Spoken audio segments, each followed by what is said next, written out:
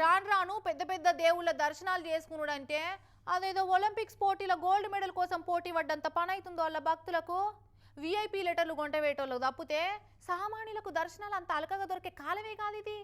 గంటల కొద్ది లైన్లు కట్టి నిలవరుడే కాదు, తోటి భక్తులతోటి దేవస్థానాల సిబ్బందితోటి పంచాదులు కొట్లాటలు పెట్టుకోవాల్సే ఉంటుంది గిట్లా. దేవుళ్ళ దర్శనాల కోసం పోతే దర్శన భాగ్యం దక్కుడేమో కానీ క్యూ లైన్లో నరకం కానొస్తుంది నడమ కొందరికైతే.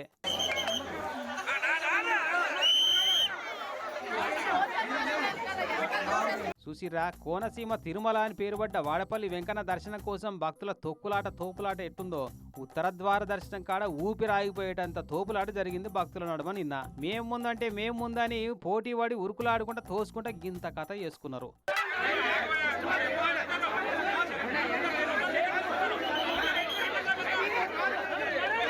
వచ్చేటోళ్ళేమో ఎక్కువైతున్నారు, సవలతులేమో తక్కువైతున్నాయట. రాని ఈ వాడపల్లి ఎంకన గుళ్ళే ఆయన ఇంకా అందరినీ ఒక తీరుగా లైన్లలో చక్కగా పంపించకనట మొఖాలు చూసి బొట్టి పెట్టినట్టు చేస్తున్నారట ఆలయ అధికారులు, పోలీసు వాళ్ళు. పాపం సంటి పిల్లలు శాతగాని పెద్ద మనుషుల తనలాట చూడు ఎట్లుందో.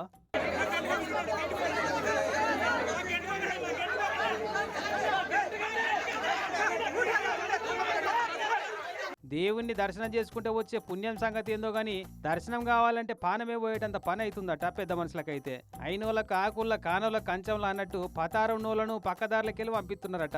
ఇక వాళ్ళ దర్శనాలు జరిగేటాళ్లకు ఇటు కామన్ భక్తుల క్యూ లైన్లు వెరిగిపోయి తొక్కిసలాటలు తోపులాటలు జరుగుతున్నాయట. మరి ఇప్పటికైనా ప్రచార ఆర్భాటాల మీద ఉన్న శ్రద్ధ భక్తుల అవసరాల మీద పెడితే బాగుంటది అని కోరుకుంటున్నారు వాడపల్లి ఎంకన్నా భక్తులంతా. కానీ భక్తి ఉన్నోళ్ళకే దర్శన భాగ్యం కలుగుతుండే, కానీ ఇప్పుడు దమ్మున్నోళ్ళకే ఆ దర్శన భాగ్యం దక్కుతుంది.